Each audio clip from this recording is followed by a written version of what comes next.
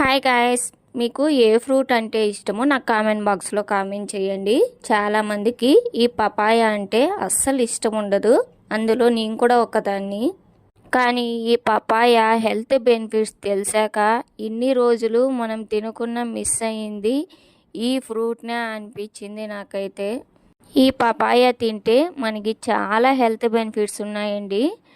ఈ పపాయలో మనకి vitamins, anti oxidants అయితే చాలానే ఉంటాయి. అన్ని ఫ్రూట్స్తో పోల్చుకుంటే ఈ పపాయాలో ఎక్కువ ఉంటాయి. ఇందులో మనకి సి విటమిన్, ఏ విటమిన్ కూడా ఉంటుంది. ఈ సి విటమిన్ వచ్చేసి మన స్కిన్కి గ్లోకి అయితే చాలా బాగా హెల్ప్ అవుతుంది.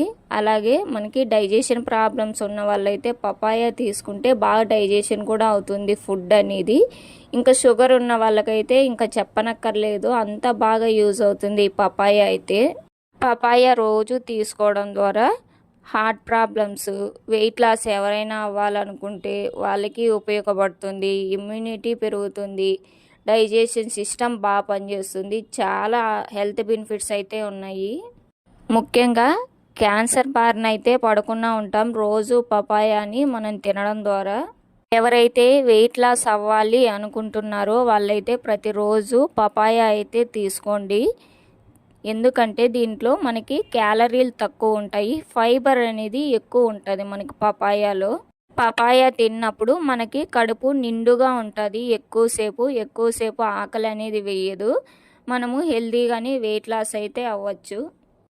మనము కట్ చేసుకొని అయినా తినండి, లేకపోతే జ్యూస్ కూడా వేసుకొని తాగొచ్చు డైలీ. మీకు ఎలా కంఫర్టబుల్లో అలా చేయొచ్చు.